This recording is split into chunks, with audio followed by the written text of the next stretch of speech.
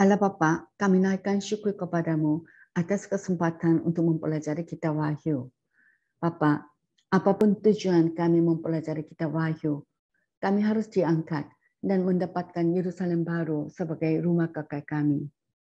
Bapa, kami berdoa agar kami semua dipakai untuk memberitakan isi kitab Wahyu kepada banyak orang. Dalam nama Yesus kami berdoa. Amin. Kita akan baca kitab Wahyu 17 ayat 1 sampai 6. Lalu datanglah seorang dari ketujuh malaikat yang membawa ketujuh cawan itu dan berkata kepadaku, "Mari ke sini, aku akan menunjukkan kepadamu putusan atas pelacur besar yang duduk di tempat yang banyak airnya. Dengan dia, raja-raja di bumi telah berbuat cabul, dan penghuni-penghuni bumi telah mabuk oleh anggur percabulannya. Dalam roh aku dibawanya kepada gurun, dan aku melihat seorang perempuan duduk di atas seekor binatang yang merah ungu, yang penuh tertulis dengan nama-nama hujat. Binatang itu mempunyai 7 kepala dan 10 tanduk.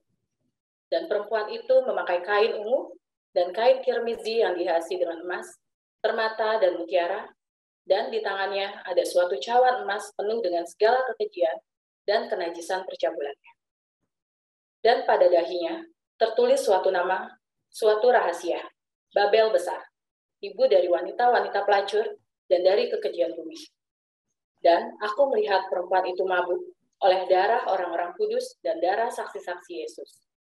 Dan ketika aku melihatnya, aku sangat heran.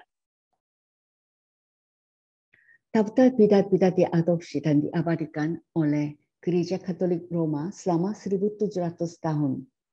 Tanggal tesis dalam banyak kasus adalah perkiraan. Banyak dari ajaran sesat ini telah ada di gereja bertahun-tahun sebelumnya, tetapi hanya ketika ajaran sesat secara resmi diadopsi oleh konsili gereja dan dinyatakan oleh Paus sebagai dogma iman, barulah ajaran sesat menjadi mengikat umat Katolik. Pada reformasi di abad ke-16, bidat-bidat ini ditolak karena tidak memiliki bagian dalam agama Yesus seperti yang diajarkan dalam Perjanjian Baru. Daftar bidat-bidat yang diadopsi dan diabadikan oleh Gereja Katolik Roma selama 1700 tahun adalah: 1. Dari semua penemuan manusia yang diajarkan dan dipraktekkan oleh Gereja Katolik Roma yang bertentangan dengan Alkitab, yang paling kuno adalah doa untuk orang mati dan tanda salib. Keduanya dimulai 300 tahun setelah Kristus. Tanda salib berasal dari Tau, mistik dari kultus Babilonia. Itu berasal dari huruf T, huruf awal Tammuz, Yeskel 8 ayat 14. Tetapi lebih dikenal dalam tulisan-tulisan klasik sebagai Bacchus, yang ratapan, yang Nimrod, putra Kus. Candlewax, lilin doa rohani Katolik, diperkenalkan di gereja-gereja sekitar tahun 320 Masehi. 3.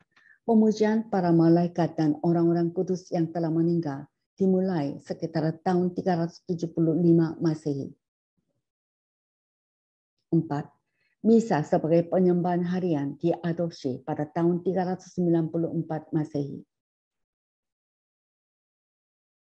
5. Penyembahan Maria, Ibu Yesus, dan penggunaan istilah Bunda Allah yang diterapkan pada Maria berasal sekitar 381 Masehi, tetapi ditetapkan dalam Konsili Efesus pada 431 Masehi. 6. Para imam mulai berpakaian berbeda dari kaum awam pada tahun 500 Masehi. 7.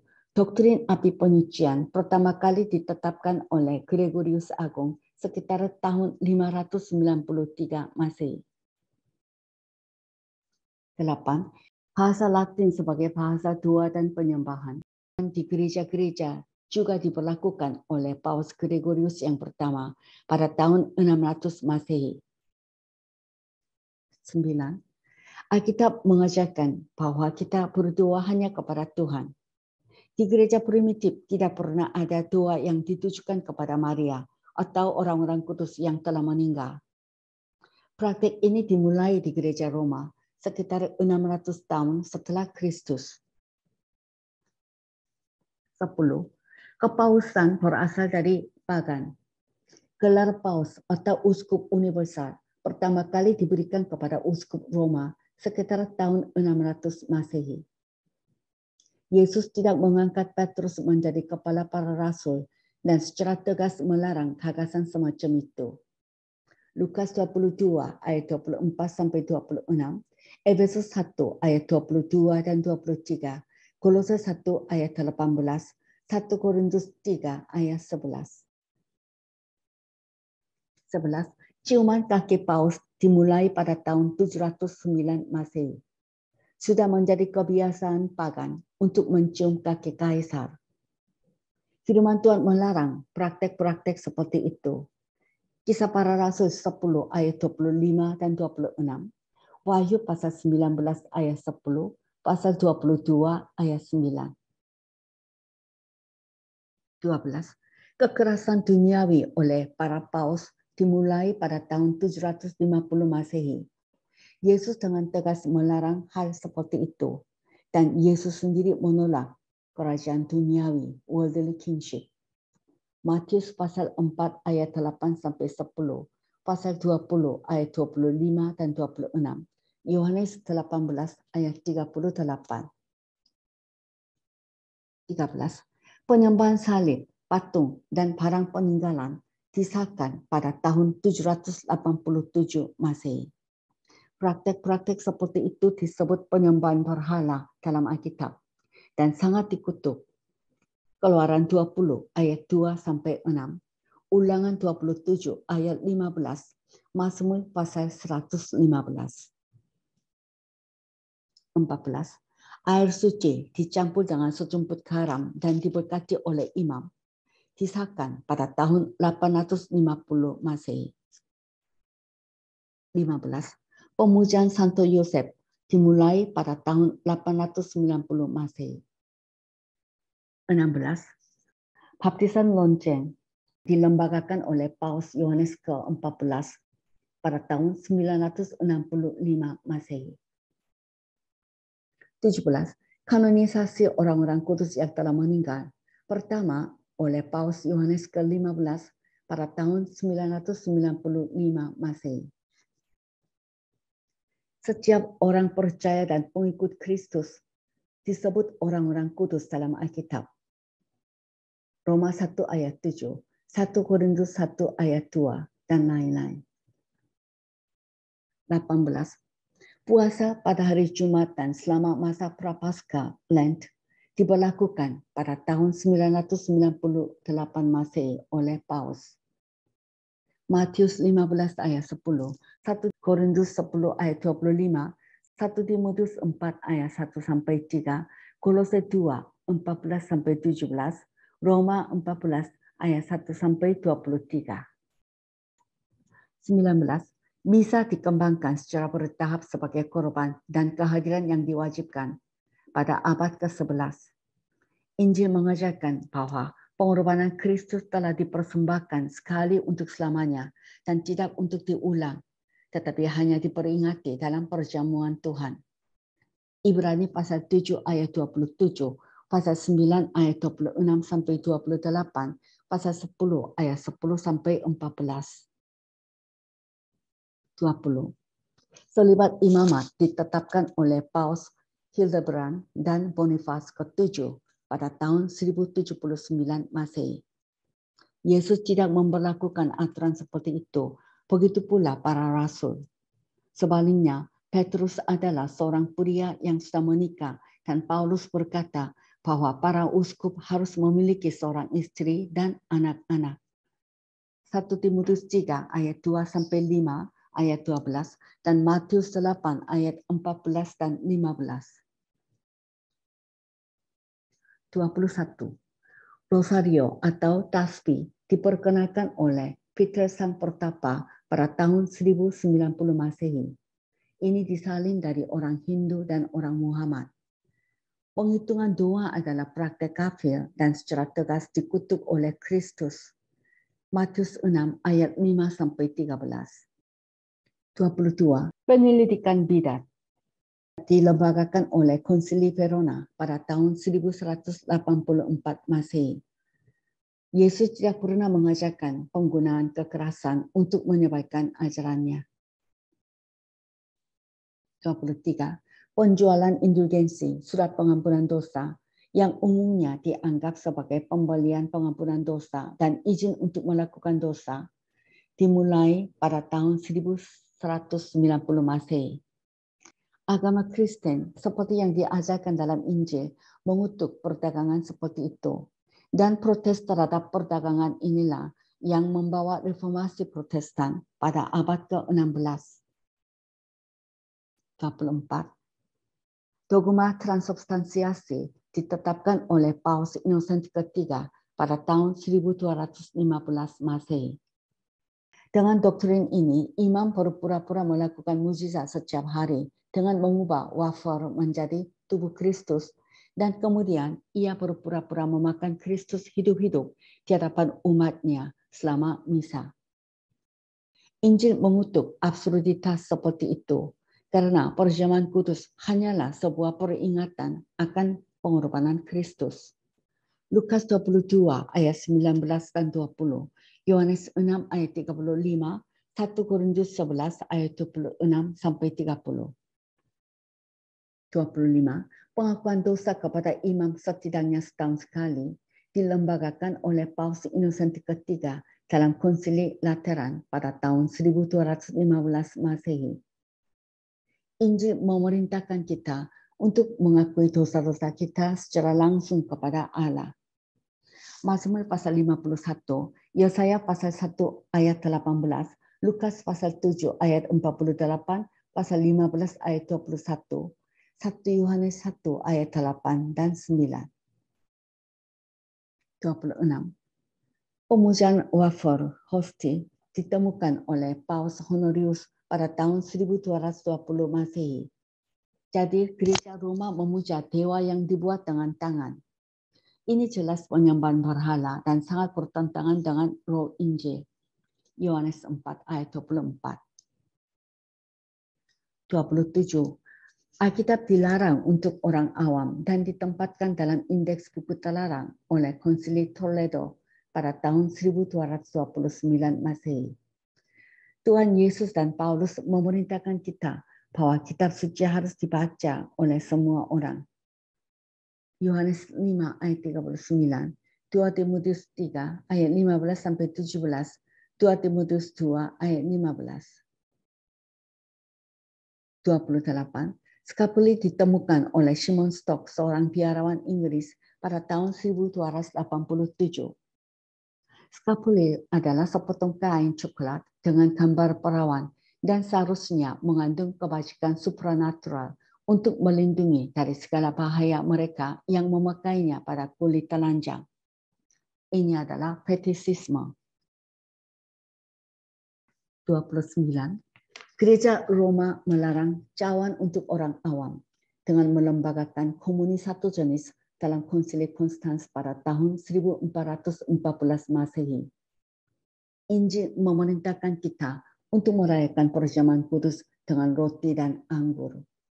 Matius 26 ayat 27, 1 Korintus 11 ayat 26 sampai 29. 30. Doktrin api penyucian, purgatorium, diumumkan sebagai dogma iman oleh Konsili Florence pada tahun 1439 Masehi. Tidak ada satu kata pun dalam Alkitab yang mengajarkan api penyucian seperti yang diajarkan Gereja Katolik Roma. Darah Yesus Kristus menyucikan kita dari segala dosa. 1 Yohanes pasal 1 ayat 7 sampai 9, pasal 2 ayat 1 dan 2, Yohanes 5 ayat 24, Roma 8 ayat 1. 31. Doktrin 7 sakramen ditegaskan pada tahun 1439 Masehi. Injil mengatakan bahwa Kristus menetapkan hanya 2 sakramen, baptisan dan perjamuan Tuhan. Matius pasal 28 ayat 19 dan 20 Dan Matius 26 ayat 26 sampai 28. 32. Ave Maria, penambahan bagian dari yang terakhir pada tahun 1508 Masehi. Selesai 50 tahun kemudian.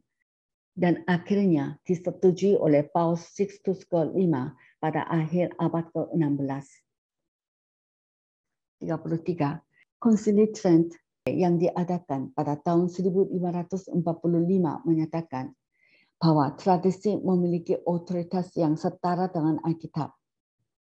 Yang dimaksud dengan tradisi adalah ajaran manusia. Orang-orang Farisi percaya dengan cara yang sama, dan Yesus dengan kejam mengutuk mereka karena oleh tradisi manusia mereka meniadakan perintah-perintah Allah. Markus 7 ayat 7 sampai 13, Kolose 2 ayat 8 dan Wahyu pasal 22 ayat 18. 34. Kitab-kitab apokrifa ditambahkan ke dalam Alkitab juga oleh Konsili Trent pada tahun 1445. Wahyu 22 ayat 18 dan 19. 35. Kredo pengakuan iman Paus Pius keempat diberlakukan sebagai kredo resmi pada tahun 1560. Orang Kristen sejati mempertahankan kitab suci sebagai kredo mereka. Oleh karena itu, kredo orang Kristen 1500 tahun lebih tua dari kredo Katolik Roma. Galatia 1 ayat 8, Wahyu 22 ayat 18 dan 19. 36. Perawan Maria dikandung tanpa noda. The Immaculate Conception diproklamasikan oleh Paus Pius ke-9 pada tahun 1854 Masehi. Injil menyatakan bahwa semua manusia kecuali Kristus adalah orang berdosa. Maria sendiri membutuhkan juru selamat.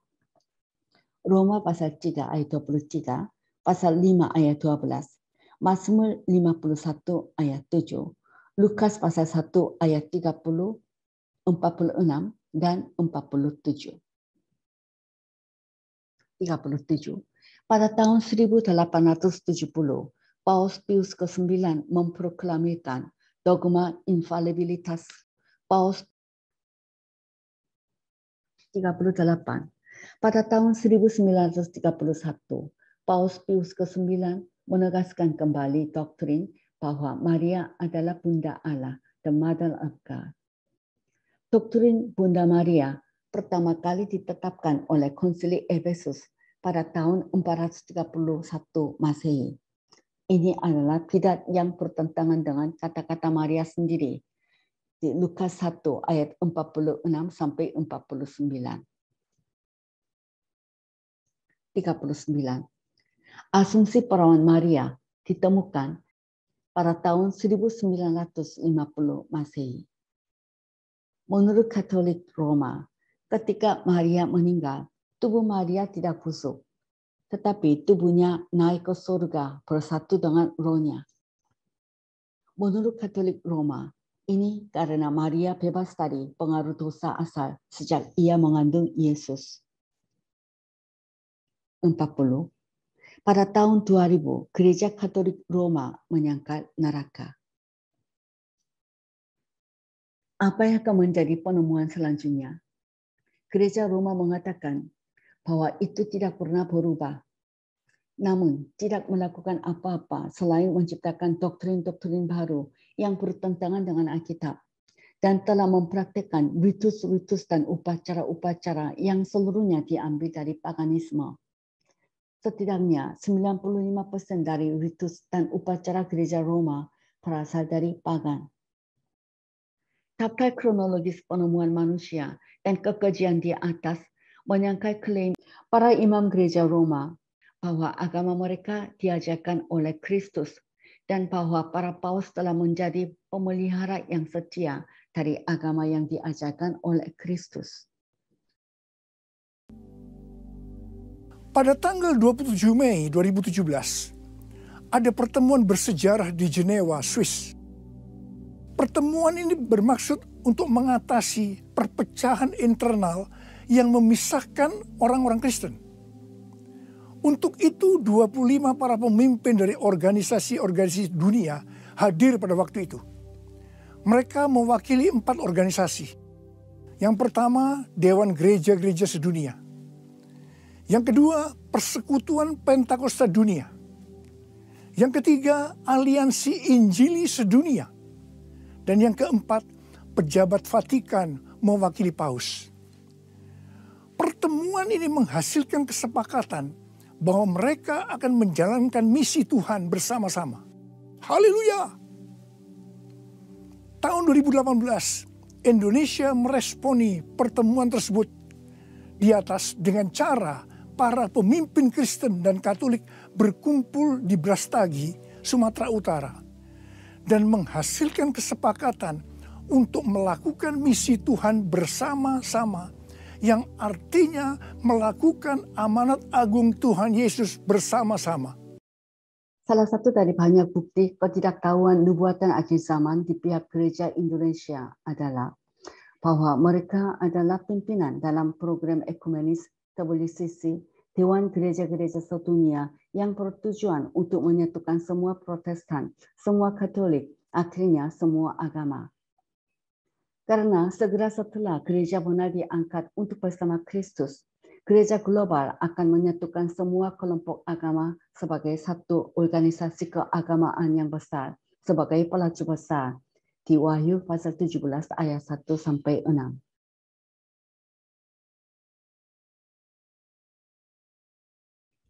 Allah Bapa, sekarang akhir zaman, kemurtadan besar terjadi di mana-mana. Bapa, kami mengetahui bahwa pelaju Babel besar di Wahyu 17 dan jemaat Tiatira adalah gereja Katolik Roma. Subjek utama dari kemurtadan adalah gereja Katolik Roma. Dan melalui WCC, Dewan Gereja-Gereja Sedunia, mereka mencoba untuk menyatakan semua Protestan ke dalam gereja Katolik.